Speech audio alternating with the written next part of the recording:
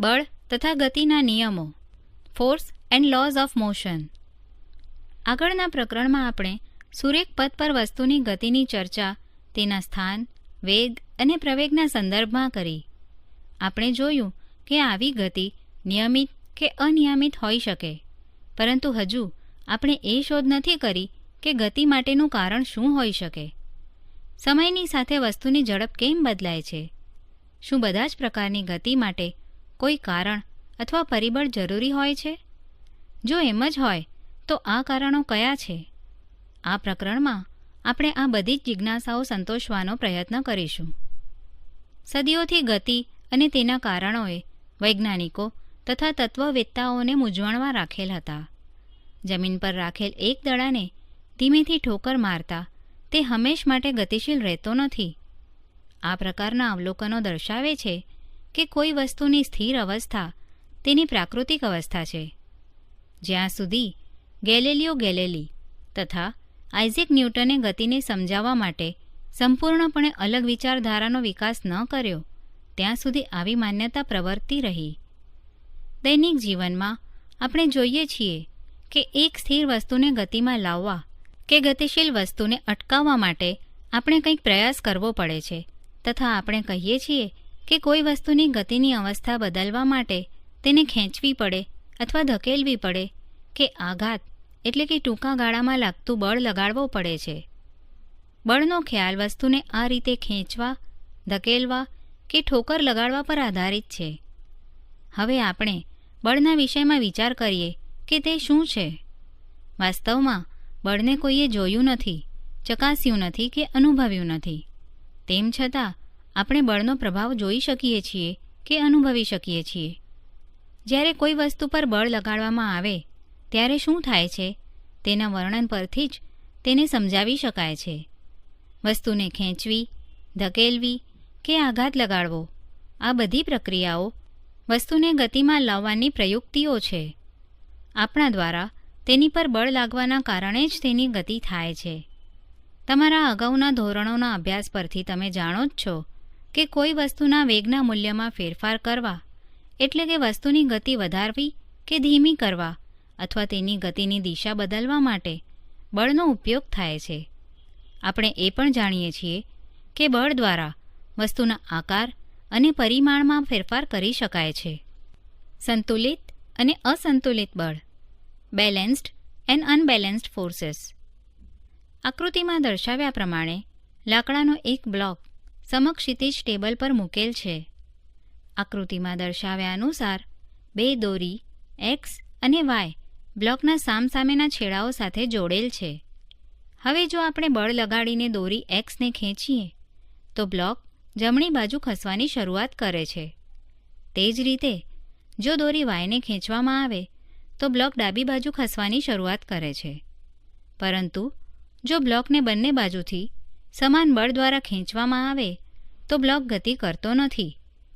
આ પ્રકારના બળોને સંતુલિત બળો કહે છે અને તે વસ્તુની સ્થિર કે ગતિમાન અવસ્થામાં ફેરફાર કરતા નથી. હવે એક એવી અવસ્થાનો વિચાર કરો કે જેમાં અલગ અલગ મૂલ્યના બે પરસ્પર વિરુદ્ધ દિશામાં લાગતા બળો દ્વારા બ્લોકને ખેંચવામાં આવે છે. આ કિસ્સામાં બ્લોક વધારે મૂલ્ય ધરાવતા બળની દિશામાં ગતિ કરવાની શરૂઆત કરે છે.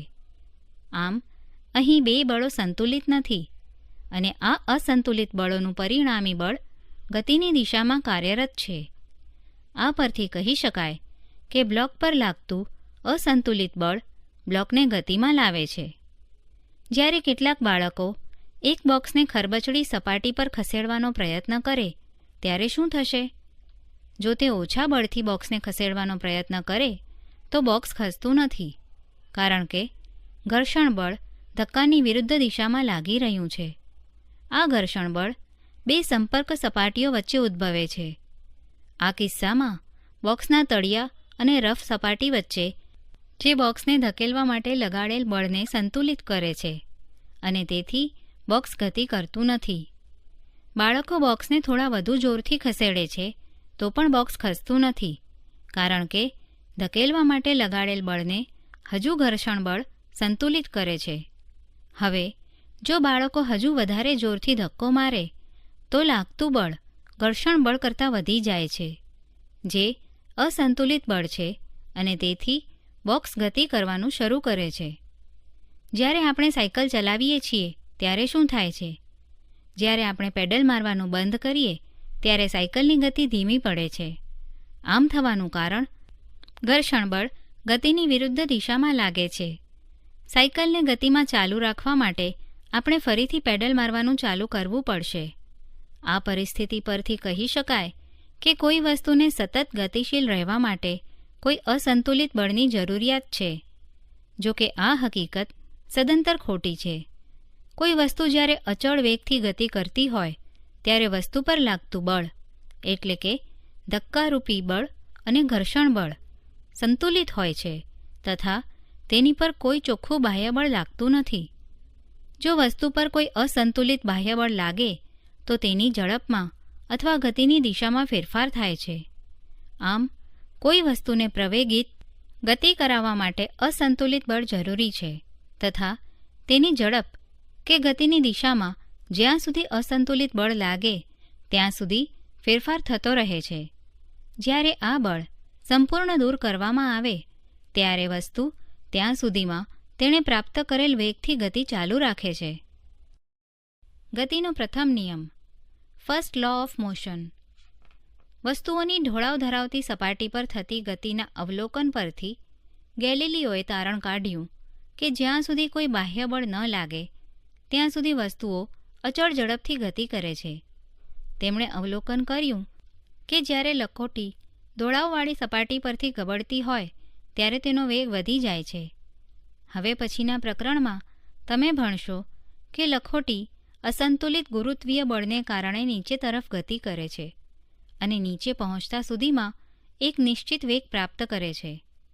આકૃતિમાં દર્શાવ્યા અનુસાર જ્યારે લખોટી ઉપર તરફ ગતિ કરે છે ત્યારે તેનો વેગ ઘટે છે. આકૃતિમાં દર્શાવ્યા પ્રમાણે બંને બાજુથી ઘર્ષણ રહિત આદર્શ સમતલ ઢળતી સપાટી પર એક લખોટી સ્થિર છે. ગેલિલીઓએ દલીલ કરી કે જ્યારે લખોટીને ડાબી બાજુથી છોડવામાં આવે ત્યારે તે ઢાળ પર નીચે તરફ ગબડે છે તથા જમણી બાજુના ઢાળ પર તેટલી જ ઊંચાઈ સુધી પહોંચે છે જેટલી ઊંચાઈએથી તેને છોડવામાં આવેલ હોય. જો બંને બાજુના સમતલના ઢોળાવ સમાન હોય તો લખોટી તેટલી જ ઊંચાઈ સુધી પહોંચશે જેટલી ઊંચાઈએથી તે ગબડે છે. જો જમણી બાજુના ઢાળનો નમન કોણ ધીરે ધીરે ઘટાડવામાં આવે તો લખોટીને તેટલી જ ઊંચાઈ પ્રાપ્ત કરવા માટે વધારે અંતર કાપવું પડશે.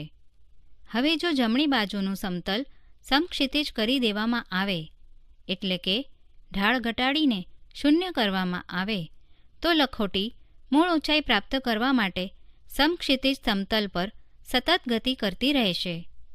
આ કિસ્સામાં લખોટી પર લાગતું અસંતુલિત બળ શૂન્ય છે, જે નિર્દેશ કરે છે કે લખોટીની ગતિ બદલવા માટે અસંતુલિત એટલે કે બાહ્ય બળ જરૂરી છે, પરંતુ લખોટીની અચળ ગતિ ચાલુ રાખવા માટે કોઈ પરિણામી બળની જરૂર પડતી નથી. વ્યવહારિક સ્થિતિમાં શૂન્ય અસંતુલિત બળ પ્રાપ્ત કરવું કઠિન છે. આમ થવા પાછળનું કારણ ગતિની વિરુદ્ધ દિશામાં લાગતા ઘર્ષણ બળની હાજરી છે. તેથી વ્યવહારમાં લખોટી અમુક અંતર કાપ્યા બાદ સ્થિર થઈ જાય છે. અહીં ઘર્ષણ બળની અસર ઘટાડવા માટે લીસી લખોટી તથા લીસી સપાટીનો ઉપયોગ કરવો જોઈએ, તેમજ સપાટી પર લ્યુબ્રિકન્ટ લગાડવું જોઈએ.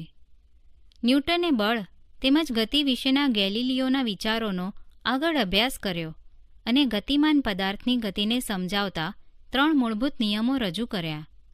આ 3 નિયમો ન્યૂટનની ગતિના નિયમો તરીકે ઓળખાય છે. ગતિનો પ્રથમ નિયમ આ પ્રમાણે છે: દરેક વસ્તુ પોતાની સ્થિર અવસ્થા કે સુરેખ પથ પર અચળ ગતિની અવસ્થા જાળવી રાખે છે જ્યાં સુધી તેના પર કોઈ બાહ્ય બળ વડે અવસ્થા બદલવાની ફરજ ન પડે. બીજા શબ્દોમાં, દરેક વસ્તુ પોતાની ગતિની અવસ્થામાં થતા પરિવર્તનનો વિરોધ કરે છે. સમગ્રતયા કોઈ વસ્તુની સ્થિર અવસ્થામાં રહેવાની કે અચળ વેગથી ગતિમાં રહેવાની પ્રકૃતિને જડત્વ કહે છે. આ જ કારણથી ગતિના પ્રથમ નિયમને જડત્વનો નિયમ પણ કહે છે. કોઈ મોટર કારમાં મુસાફરી કરતી વખતે થયેલા અનુભવોનું વર્ણન જડત્વના નિયમ દ્વારા કરી શકાય છે. સીટની સાપેક્ષમાં આપણે ત્યાં સુધી સ્થિર અવસ્થામાં રહીએ છીએ જ્યાં સુધી મોટરકારને રોકવા માટે ડ્રાઈવર બ્રેક ન લગાડે. બ્રેક લગાડવાથી ગાડીની સાથે સીટ પણ સ્થિર અવસ્થામાં આવે છે, પરંતુ આપણું શરીર જડત્વને કારણે ગતિમાન અવસ્થામાં જ રહેવાની વૃત્તિ ધરાવે છે. અચાનક બ્રેક લાગવાના કારણે આપણે સીટની આગળ લગાડેલ પેનલ સાથે અથડાવાથી ઘાયલ થઈ શકીએ છીએ. આ પ્રકારની દુર્ઘટનાથી બચવા માટે સુરક્ષા બેલ્ટનો ઉપયોગ કરવામાં આવે છે. સુરક્ષા બેલ્ટ આપણા શરીરની આગળ તરફની ગતિને ધીમી પાડતું બળ લગાડે છે. આનાથી ઉલટો અનુભવ આપણને ત્યારે થાય છે જ્યારે આપણે બસમાં ઊભા હોઈએ અને બસ અચાનક ચાલુ થાય. આ સ્થિતિમાં આપણે પાછળની તરફ નમી પડીએ છીએ. આમ થવાનું કારણ બસ અચાનક ચાલુ થતાં આપણા પગ કે જે બસના તળિયા સાથે સંપર્કમાં છે તે ગતિમાં આવે છે, પરંતુ શરીરનો ઉપરનો ભાગ જડત્વને કારણે આ ગતિનો વિરોધ કરે છે. જ્યારે કોઈ મોટરકાર અત્યંત ઝડપથી તીવ્ર વળાંક લે ત્યારે આપણે એક તરફ નમી પડીએ છીએ. આ હકીકત જડત્વના નિયમથી સમજી શકાય છે. આપણું શરીર સુરેખ પથ પર ગતિ ચાલુ રાખે છે, જ્યારે મોટરકારની દિશા બદલવા માટે એન્જિન દ્વારા અસંતુલિત બળ લગાડવામાં આવે છે ત્યારે આપણા શરીરના જડત્વને કારણે સીટ પર એક તરફ નમી પડીએ છીએ. કોઈ વસ્તુ ત્યાં સુધી સ્થિર અવસ્થામાં રહેશે જ્યાં સુધી કોઈ અસંતુલિત બળ ન લાગે. તે હકીકત નીચેની પ્રવૃત્તિઓ દ્વારા દર્શાવી શકાય છે. પ્રવૃત્તિ 1. આકૃતિમાં દર્શાવ્યા અનુસાર કેરમની એક સરખી કુકરીઓ એટલે કે કોઇન્સને એક ઉપર એક એમ ગોઠવી થપ્પી એટલે કે પાઇલ બનાવો. અન્ય એક કુકરી અથવા સ્ટ્રાઇકરને પોતાની આંગળીઓની મદદથી સમક્ષિતિજ દિશામાં ફટકારી થપ્પીની સૌથી નીચેની કુકરી જોડે અથડાવો. જો તમે કુકરીને પૂરતી તીવ્રતાથી અથડાવશો તો જોઈ શકશો કે ફક્ત નીચેવાળી કુકરીના બહાર આવી ગયા બાદ બાકીની કુકરીઓ પોતાની ગોઠવણી બદલ્યા વગર જડત્વના કારણે અધો દિશામાં આવી જાય છે. પ્રવૃત્તિ 2. આકૃતિમાં દર્શાવ્યા પ્રમાણે કાચના એક ખાલી ગ્લાસ પર કડક પત્તાને મૂકી તેની પર એક 5 રૂપિયાનો સિક્કો મૂકો. પત્તાને આંગળી વડે સમક્ષિતિજ દિશામાં ધક્કો મારો. જો આપણે આ પ્રક્રિયા ઝડપથી કરીશું તો પત્તું બહાર તરફ ફેંકાઈ જશે, જ્યારે સિક્કો પોતાના જડત્વને કારણે નીચેની તરફ ગતિ કરી ગ્લાસમાં પડી જાય છે. પત્તું ખસવા છતાં પણ સિક્કો જડત્વને કારણે પોતાની સ્થિર અવસ્થા જાળવી રાખવાનો પ્રયત્ન કરે છે. આપણે જોઈએ છીએ કે પાણી છલકાય છે કેમ. શું હવે તમે સમજ્યા કે રકાબીમાં ચાનો કપ રાખવા માટે ખાંચો કેમ આપેલ હોય છે? અચાનક ધક્કો વાગવાની સ્થિતિમાં રકાબીનો ખાંચો કપને ડગમગ થઈને ગબડી પડતો અટકાવે છે. જડત્વ તથા દ્રવ્યમાન એટલે કે દળ, ઇનર્શિયા એન્ડ માસ. અત્યાર સુધી આપેલ ઉદાહરણો તેમજ પ્રવૃત્તિઓ દર્શાવે છે કે પ્રત્યેક વસ્તુ પોતાની ગતિની અવસ્થામાં થતા ફેરફારનો વિરોધ કરે છે. જો તે સ્થિર અવસ્થામાં હોય તો સ્થિર અને ગતિમાન અવસ્થામાં હોય તો સતત ગતિમાં રહેવાનો પ્રયત્ન કરે છે. વસ્તુના આ ગુણને તેનું જડત્વ કહે છે. શું બધી જ વસ્તુઓનું જડત્વ સમાન હોય છે? આપણે જાણીએ છીએ કે પુસ્તકોથી ભરેલા બોક્સની સાપેક્ષે ખાલી બોક્સને ધક્કો મારવો સરળ છે. તે જ રીતે જો આપણે એક ફૂટબોલને કિક મારીએ તો તે દૂર સુધી ગતિ કરે છે, જ્યારે તેટલા જ બળથી તેટલી જ સાઇઝના પથ્થરને કિક મારીએ તો તે ભાગ્યે જ ગતિ કરશે. એવું પણ બની શકે કે આવું કરતી વખતે આપણા પગને ઈજા પણ થાય. તે જ રીતે પ્રવૃત્તિમાં 5 રૂપિયાના સિક્કાને બદલે જો 1 રૂપિયાનો સિક્કો લઈએ તો આપણે જોઈ શકીએ છીએ કે આ જ ક્રિયા કરવા માટે આપણને ઓછા બળની જરૂર પડશે. એક હાથ લારીને ગતિ આપવા માટે જેટલા બળની જરૂરિયાત હોય તેટલું જ બળ જો ટ્રેન પર લગાડવામાં આવે તો તેની ગતિમાં નગણ્ય એટલે કે અવગણ્ય ફેરફાર થાય છે, કારણ કે હાથ લારીની સાપેક્ષમાં ટ્રેન પોતાની ગતિમાં ફેરફારનું વલણ ઓછું ધરાવે છે. આ રીતે આપણે કહી શકીએ કે ટ્રેનનું જડત્વ હાથ લારી કરતાં વધુ છે. આ પરથી સ્પષ્ટ થાય છે કે ભારે વસ્તુઓનું જડત્વ વધારે હોય છે. માત્રાત્મક રૂપે કોઈ વસ્તુનું જડત્વ તેના દ્રવ્યમાન દ્વારા માપી શકાય છે. આમ આપણે જડત્વ તથા દ્રવ્યમાન નીચે પ્રમાણે વ્યાખ્યાયિત કરી શકીએ. જડત્વ એ પદાર્થનું એવું કુદરતી વલણ છે જે પદાર્થની સ્થિર કે ગતિમાન અવસ્થામાં થતા ફેરફારનો વિરોધ કરે છે. કોઈ વસ્તુનું દ્રવ્યમાન તેના જડત્વનું માપ છે. ગતિનો બીજો નિયમ, સેકન્ડ લો ઓફ મોશન. ગતિનો પ્રથમ નિયમ દર્શાવે છે કે જ્યારે કોઈ અસંતુલિત બાહ્ય બળ કોઈ વસ્તુ પર લાગે તો તેના વેગમાં ફેરફાર થાય છે, એટલે કે વસ્તુ પ્રવેગ પ્રાપ્ત કરે છે. હવે આપણે એ વાતનો અભ્યાસ કરીશું કે કોઈ વસ્તુનો પ્રવેગ તેના પર લગાડેલ બળ પર કેવી રીતે આધાર રાખે છે તથા તે બળને કેવી રીતે માપી શકાય છે. આવો આપણે રોજબરોજના કેટલાક અનુભવોનો અભ્યાસ કરીએ. ટેબલ ટેનિસની રમત દરમિયાન દડો જો કોઈ ખેલાડીના શરીરને અથડાય તો તે ઘાયલ થતો નથી. ઝડપથી આવતો ક્રિકેટનો દડો કોઈ દર્શકને વાગવાથી તે ઘાયલ થઈ શકે છે. રોડની સાઈડમાં ઊભેલા ટ્રકથી કોઈ જોખમ નથી, પરંતુ 5 મીટર પર સેકન્ડ જેટલા ઓછા વેગથી ગતિ કરતી ટ્રકની ટક્કરથી પણ તેના રસ્તામાં ઊભેલ કોઈ વ્યક્તિનું મૃત્યુ થઈ શકે છે. ઓછું દળ ધરાવતી વસ્તુ જેમ કે ગોળી જો બંદૂકમાંથી તીવ્ર વેગથી છોડવામાં આવે તો તે પણ કોઈ વ્યક્તિના મૃત્યુનું કારણ બની શકે છે. આ પરથી ખ્યાલ આવે છે કે વસ્તુ દ્વારા ઉત્પન્ન થતો આઘાત એટલે કે ઇમ્પેક્ટ વસ્તુના દ્રવ્યમાન તેમજ વેગ પર આધાર રાખે છે. આ જ રીતે જો કોઈ વસ્તુને પ્રવેગિત કરવામાં આવે તો વધારે વેગ પ્રાપ્ત કરાવવા માટે વધારે બળની જરૂર પડે છે. બીજા શબ્દોમાં આપણે કહી શકીએ કે વસ્તુના દ્રવ્યમાન તેમજ વેગ સાથે સંબંધિત એક મહત્વપૂર્ણ રાશિ અસ્તિત્વ ધરાવે છે. ન્યૂટને આ રાશિને વેગમાન તરીકે ઓળખાવી હતી. કોઈ વસ્તુનું વેગમાન p તેના દ્રવ્યમાન m અને વેગ v ના ગુણાકારથી વ્યાખ્યાયિત કરી શકાય છે, એટલે કે p = mv. વેગમાનને દિશા અને માન એટલે કે મૂલ્ય બંને છે. તેની દિશા તે જ હોય છે જે વેગ vની દિશા હોય. વેગમાનનો SI એકમ કિલોગ્રામ મીટર પર સેકન્ડ છે. હવે કોઈ અસંતુલિત બળ વડે વસ્તુના વેગમાં પરિવર્તન થતું હોવાથી એ સ્પષ્ટ છે કે બળ દ્વારા જ વેગમાનમાં ફેરફાર થાય છે. એક એવી સ્થિતિનો વિચાર કરો કે જેમાં ખરાબ બેટરીવાળી કારને સુરેખ રસ્તા પર 1 મીટર પર સેકન્ડનો વેગ પ્રાપ્ત કરવા માટે ધક્કો મારવામાં આવે છે, જે તેના એન્જિનને ચાલુ કરવા માટે પૂરતો છે. જો એક કે બે વ્યક્તિ તેને ક્ષણિક ધક્કો એટલે કે અસંતુલિત બળ મારે તો તે ચાલુ નહીં થાય, પણ જો થોડા સમય સુધી સતત ધક્કો મારવામાં આવે તો કારમાં ઉદ્ભવતા ક્રમિક પ્રવેગથી તે આપેલ ઝડપ પ્રાપ્ત કરે છે.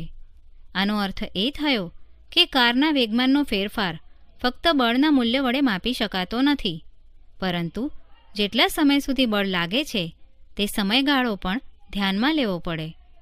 આ પરથી એ તારણ કાઢી શકાય કે કોઈ વસ્તુના વેગમાનમાં ફેરફાર કરવા જરૂરી બળ વેગમાનનો ફેરફાર જે સમય દરથી થાય છે તેના પર આધાર રાખે છે.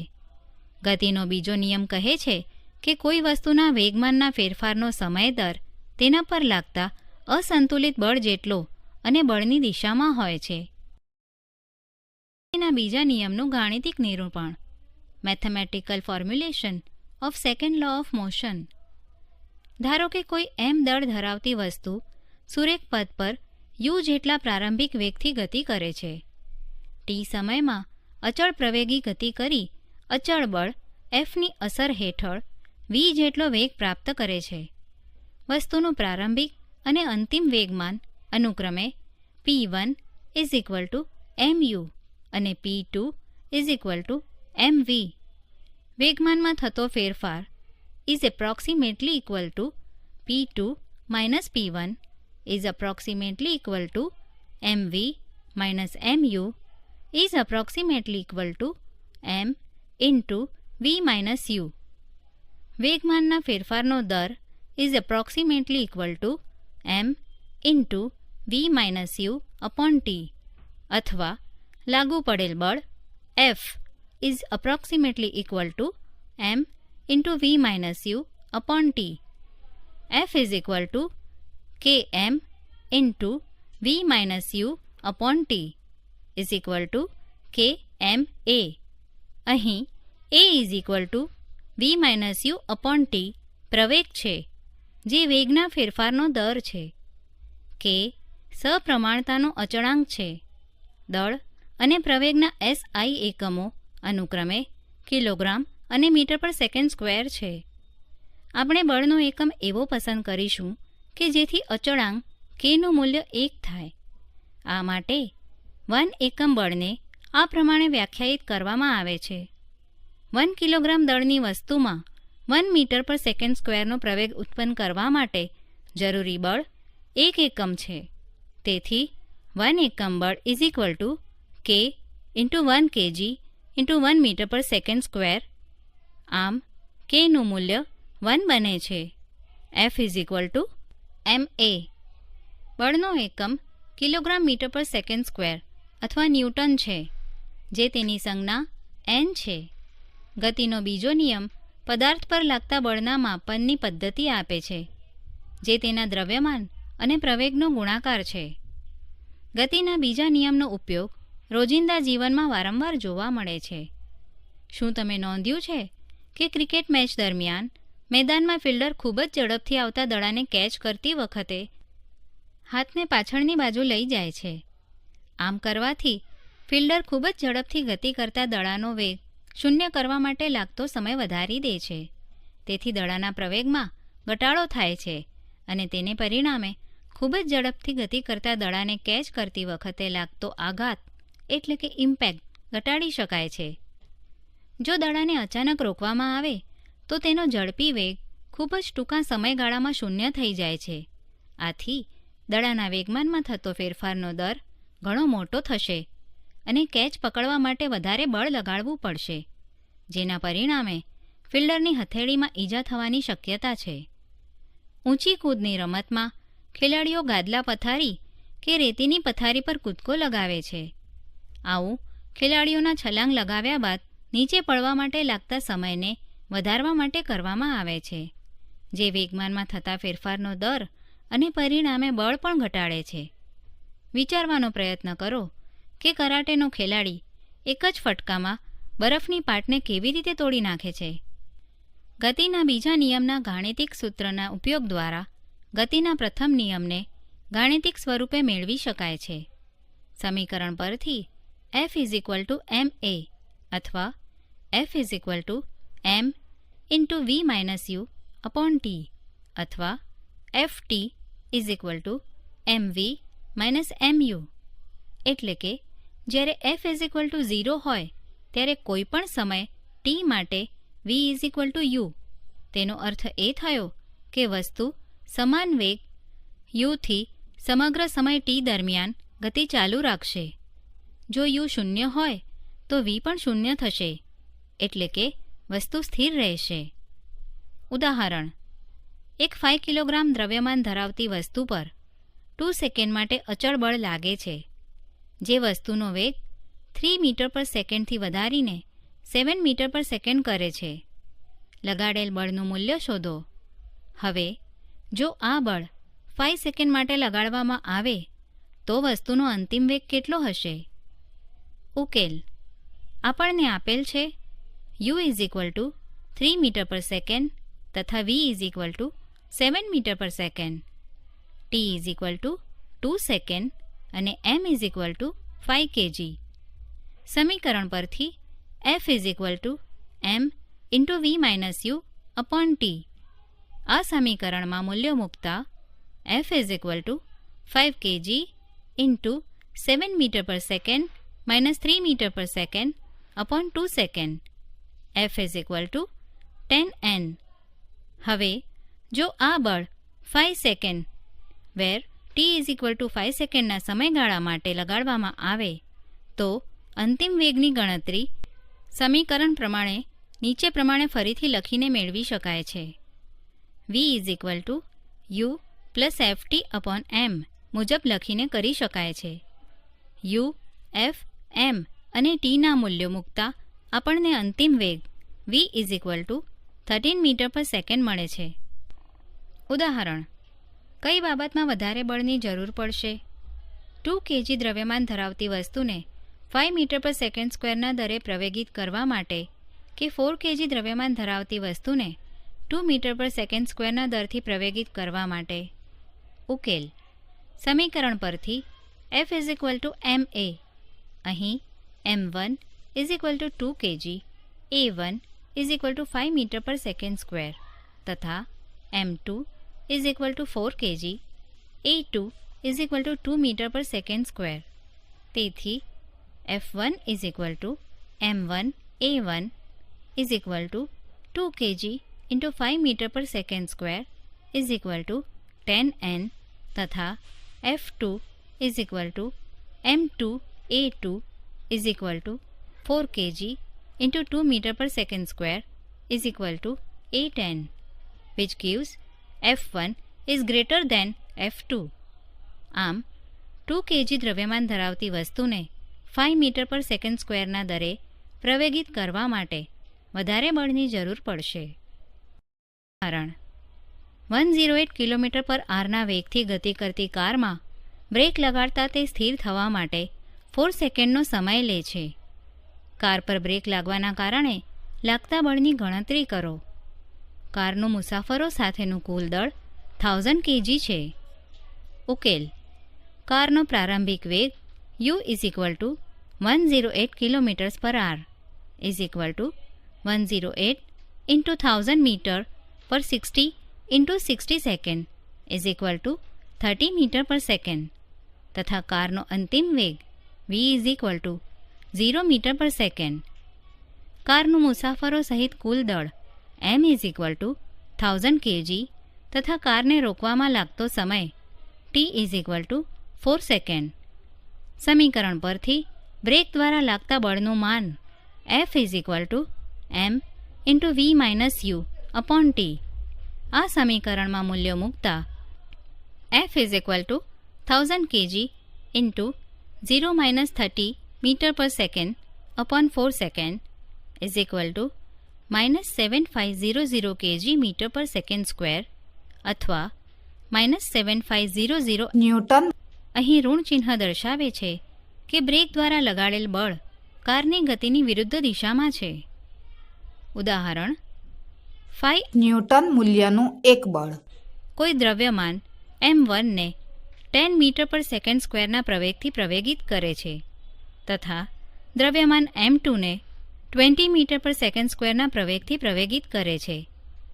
જો બંને દ્રવ્યમાનોને ભેગા બાંધી દેવામાં આવે તો આ બળ દ્વારા કેટલો પ્રવેગ ઉત્પન્ન થશે? ઉકેલ.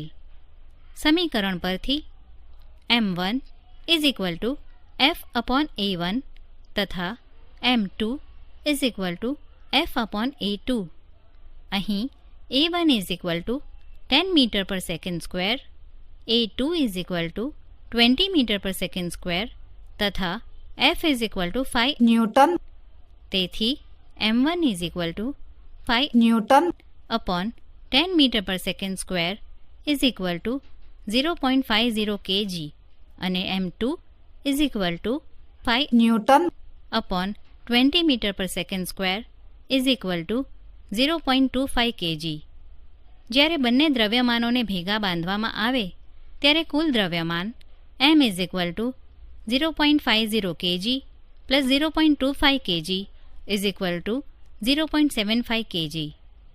તેથી સંયુક્ત દ્રવ્યમાન પર 5 ન્યૂટન બળ દ્વારા ઉત્પન્ન થતો પ્રવેગ A F/m 5 newton / 0.75 kg 6.67 metre પર સેકન્ડ સ્ક્વેર. ઉદાહરણ. એક લાંબા ટેબલ પર સુરેખ પથ પર ગતિ કરતા 20 ગ્રામ દળના દડા માટે વેગ સમયનો આલેખ દર્શાવેલ છે. દડાને સ્થિર સ્થિતિમાં લાવવા માટે ટેબલ દ્વારા કેટલું બળ લગાડવું પડશે? ઉકેલ. દડાનો પ્રારંભિક વેગ 20 સેન્ટીમીટર પર સેકન્ડ છે. ટેબલ દ્વારા દડા પર લાગતા ઘર્ષણ બળને કારણે દડાનો વેગ 10 સેકન્ડમાં શૂન્ય થાય છે. તેથી u 20 સેન્ટીમીટર પર સેકન્ડ, v 0 સેન્ટીમીટર પર સેકન્ડ અને t 10 સેકન્ડ. વેગ સમયનો આલેખ સુરેખ છે. તે દર્શાવે છે કે દળો અચળ પ્રવેગથી ગતિ કરે છે. તેથી પ્રવેગ a v - u upon t = 0 cm/s minus 20 cm/s upon 10 second -2 cm/s² -0.02 m/s². દડા પર લાગતું ઘર્ષણ બળ F ma 20/1000 kg into -0.02 m/s² -0.0004. Newton. અહીં ઋણ ચિહ્ન દર્શાવે છે કે ટેબલ દ્વારા લાગતું ઘર્ષણ બળ દડાની ગતિની વિરુદ્ધ દિશામાં છે. ગતિનો ત્રીજો નિયમ, થર્ડ લો ઓફ મોશન.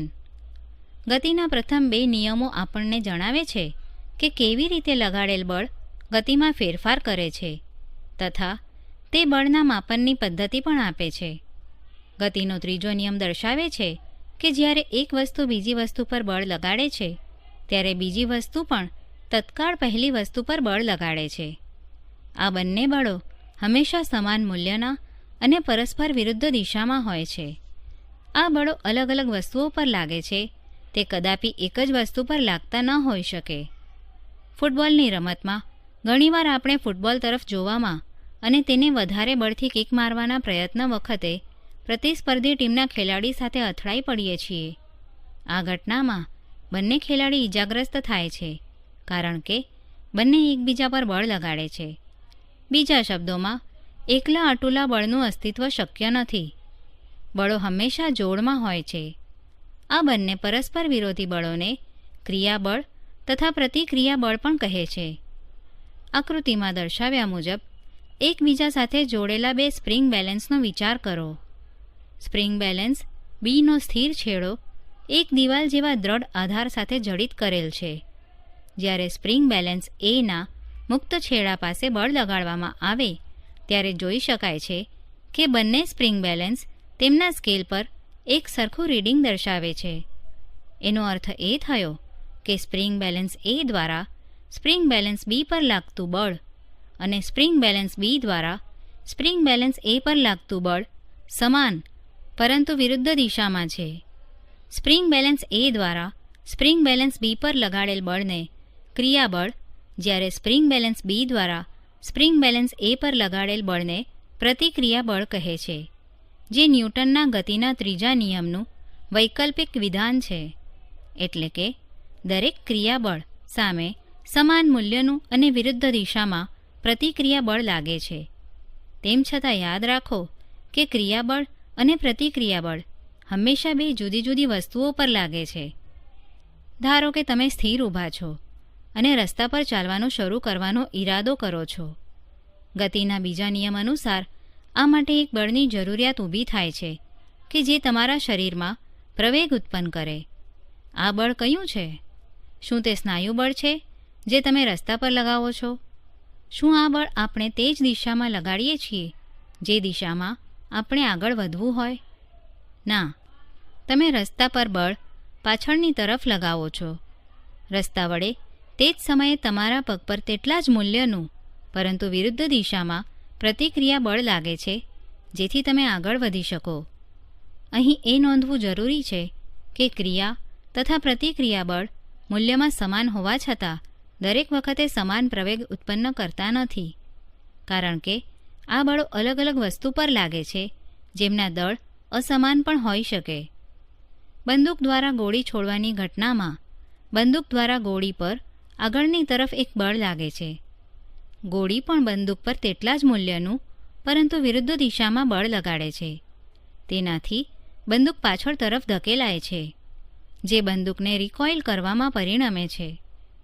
બંદૂકનું દળ ગોળીના દળ કરતાં ઘણું વધારે હોવાથી બંદૂકનો પ્રવેગ ગોળીના પ્રવેગ કરતાં ઘણો ઓછો હોય છે. એક ખલાસી દ્વારા બોટમાંથી આગળ તરફ કૂદવાની સ્થિતિ પણ ગતિના ત્રીજા નિયમનું ઉદાહરણ દર્શાવે છે. જ્યારે ખલાસી આગળ તરફ કૂદે છે ત્યારે બોટ પર લાગતું પ્રતિક્રિયા બળ બોટને પાછળ તરફ ધકેલે છે. પ્રવૃત્તિ 4. બે બાળકોને ગરગડીવાળા પાટિયા એટલે કે કાર્ડ પર આકૃતિમાં દર્શાવ્યા પ્રમાણે ઊભા રહેવાનું કહો. તેમને રેતીથી ભરેલો થેલો કે બીજી કોઈ ભારે વસ્તુ આપો. હવે તેમને આ થેલાને કેચ કરવાની રમત રમવાનું કહો. શું રેતીનો થેલો ફેંકવાને કારણે એટલે કે ક્રિયાબળ તે બંને તત્કાળ પ્રતિક્રિયા બળનો અનુભવ કરશે? તમે પાટિયાની ગરગડી પર એક સફેદ રેખા દોરો કે જેથી જ્યારે બંને બાળકો થેલાને ફેંકે ત્યારે બંને પાટિયાની ગતિનું અવલોકન કરી શકાય. બંને બાળકોને કોઈ એક પાટિયા પર ઊભા રાખો તથા બીજા એક બાળકને બીજા પાટિયા પર ઊભો રાખો. અહીં તમે ગતિના બીજા નિયમનો અનુભવ કરી શકો, કારણ કે આ સ્થિતિમાં એક જ બળ જુદો જુદો પ્રવેગ ઉત્પન્ન કરશે. આ પ્રવૃત્તિમાં દર્શાવેલું પાટિયું 50 સેન્ટીમીટર × 100 સેન્ટીમીટર આકારના 12 mm કે 18 mm જાડાઈના પ્લાયવુડ બોર્ડ અને 2 જોડ બોલ બેરિંગ વ્હીલ દ્વારા બનાવી શકાય છે. સ્કેટ વ્હીલનો ઉપયોગ વધારે સારો પડશે. સ્કેટબોર્ડ અહીં એટલું અસરકારક નહીં રહે, કારણ કે તેના દ્વારા સુરેખ પથ ગતિ કરવી મુશ્કેલ છે. પ્રવૃત્તિ 5. એક મોટો ફુગ્ગો લો તથા તેને પૂરેપૂરો ફૂલાવો. તેના મુખને દોરી વડે બાંધી દો. સેલોટેપની મદદથી એક સ્ટ્રોને ફુગ્ગા પર ચિપકાવો. સ્ટ્રોમાંથી એક દોરી પસાર કરો અને તેનો છેડો તમારા હાથમાં પકડો અથવા દિવાલ સાથે બાંધી દો. તમારા મિત્રને દોરીનો બીજો છેડો પકડવાનું કહો અથવા તેને દિવાલ પર અમુક અંતરે બાંધી દો. આ ગોઠવણ આકૃતિમાં દર્શાવેલ છે. હવે ફુગ્ગાના મુખ પર બાંધેલ દોરી છોડી દો અને હવાને ફુગ્ગાના મુખમાંથી બહાર નીકળવા દો. સ્ટ્રો સાથેના ફુગ્ગાની ગતિની દિશાનું અવલોકન કરો. પ્રવૃત્તિ 6. સારી ગુણવત્તા ધરાવતા કાચની બનેલી એક કસનળી એટલે કે ટેસ્ટ ટ્યુબ લો અને તેમાં થોડું પાણી ઉમેરો. કસનળીના મુખ પર એક બૂચ લગાવો. આકૃતિમાં દર્શાવ્યા પ્રમાણે કસનળીને 2 દોરીઓની મદદથી સમક્ષિતિજ દિશામાં લટકાવો. બર્નરની મદદથી કસનળીને ત્યાં સુધી ગરમ કરો જ્યાં સુધી પાણીનું સંપૂર્ણ બાષ્પીભવન ન થાય અને બૂચ બહાર નીકળી ન જાય. આપણે જોઈ શકીએ છીએ કે કસનળી બૂચની ગતિની વિરુદ્ધ દિશામાં પાછળ તરફ ધકેલાય છે. ઉદાહરણ: 20 ગ્રામ દળ ધરાવતી ગોળીને 2 kg દળની પિસ્તોલ દ્વારા 150 મીટર પર સેકન્ડના વેગથી છોડવામાં આવે છે. પિસ્તોલના પાછળ ધકેલાવાનો વેગ એટલે કે રિકોઇલ વેગની ગણતરી કરો. ઉકેલ: ગોળીનું દ્રવ્યમાન m1 = 20 ગ્રામ = 0.02 kg. પિસ્તોલનું દ્રવ્યમાન m2 = 2 kg. ગોળીનો પ્રારંભિક વેગ u1 તથા પિસ્તોલનો પ્રારંભિક વેગ u2 0 છે. ગોળીનો અંતિમ વેગ v = +150 મીટર પર સેકન્ડ. ગોળીની ગતિની દિશા ડાબી બાજુથી જમણી બાજુ તરફ લીધેલ છે. અનુકૂળતા ખાતર ધન. ધારો કે પિસ્તોલનો રિકોઇલ વેગ v છે. ગોળી છૂટ્યા પહેલાં પિસ્તોલ અને ગોળીનું પ્રારંભિક વેગમાન = 2 + 0.02 kg × 0 મીટર પર સેકન્ડ = 0 kg મીટર પર સેકન્ડ. ગોળી છૂટ્યા બાદ પિસ્તોલ અને ગોળીનું અંતિમ વેગમાન = 0.02 kg × 150 મીટર પર સેકન્ડ + 2 kg × v મીટર પર સેકન્ડ = 3 + 2v kg મીટર પર સેકન્ડ. વેગમાન સંરક્ષણના નિયમ અનુસાર ગોળી છૂટ્યા બાદનું કુલ વેગમાન = ગોળી છૂટ્યા પહેલાંનું કુલ વેગમાન. 3 + 2v = 0, which gives v = -1.5 metre પર સેકન્ડ. અહીં ઋણ ચિહ્ન દર્શાવે છે કે પિસ્તોલ ગોળીની વિરુદ્ધ દિશામાં એટલે કે જમણીથી ડાબી તરફ રિકોઇલ થાય છે. ઉદાહરણ: 40 kg દ્રવ્યમાન ધરાવતી એક છોકરી 5 મીટર પર સેકન્ડ જેટલા સમક્ષિતિજ વેગથી 3 kg દળ ધરાવતા સ્થિર ગરગડીવાળા પાટિયા પર કૂદે છે. પાટિયાના પૈડા ઘર્ષણ રહિત છે. પાટિયું જ્યારે ગતિ ચાલુ કરે ત્યારે છોકરીનો વેગ કેટલો હશે? સમક્ષિતિજ દિશામાં કોઈ અસંતુલિત બળ લાગતું નથી તેમ ધારો. ઉકેલ: ધારો કે ઘરઘડીવાળું પાટિયું ગતિ ચાલુ કરે ત્યારે છોકરીનો વેગ v છે. છોકરી કૂદે તે પહેલાં છોકરી તથા પાટિયાનું વેગમાન is equal to 40 kg into 5 metre પર second plus 3 kg into 0 metre પર second is equal to 200 kg metre પર સેકન્ડ.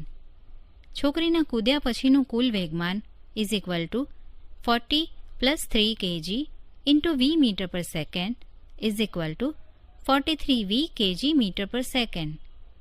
વેગમાન સંરક્ષણના નિયમ અનુસાર બંને સ્થિતિમાં કુલ વેગમાન અચળ રહે છે, એટલે કે 43v is equal to 200, v is equal to 200/43 is equal to plus 4.65 metre પર સેકન્ડ.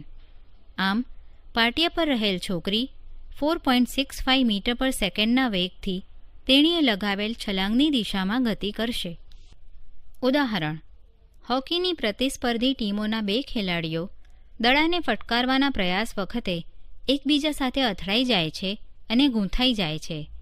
પહેલા ખેલાડીનું દળ 60 kg છે તથા તે 5 મીટર પર સેકન્ડના વેગથી ગતિમાં છે, જ્યારે બીજા ખેલાડીનું દળ 55 kg છે અને તે 6 મીટર પર સેકન્ડના વેગથી પહેલા ખેલાડી સાથે અથડાય છે. અથડાયા પછી તે કઈ દિશામાં કેટલા વેગથી ગતિ કરશે? બંને ખેલાડીઓના પગ તથા પૃથ્વી વચ્ચે લાગતું ઘર્ષણ બળ અવગણ્ય છે. ઉકેલ: ધારો કે પ્રથમ ખેલાડી ડાબી બાજુથી જમણી બાજુ દોડી રહ્યો છે. અનુકૂળતા ખાતર ડાબીથી જમણી બાજુ ગતિની દિશાને ઘન અને જમણીથી ડાબી બાજુની દિશાને ઋણ ગણેલ છે. સંજ્ઞા m અને u બંને ખેલાડીઓના અનુક્રમે દળ અને વેગ દર્શાવે છે. નીચે લખેલ સંખ્યા 1 અને 2 અનુક્રમે પ્રથમ તથા બીજા હોકી ખેલાડીને દર્શાવે છે. આમ m1 is equal to 60 kg, u1 is equal to plus 5 metre પર સેકન્ડ તથા m2 is equal to 55 kg, u2 is equal to -6 metre પર સેકન્ડ. અથડામણ પહેલાં બંને ખેલાડીઓનું કુલ વેગમાન is equal to 60 kg into plus 5 metre પર second plus 55 kg into -6 metre પર second is equal to -30 kg metre પર સેકન્ડ.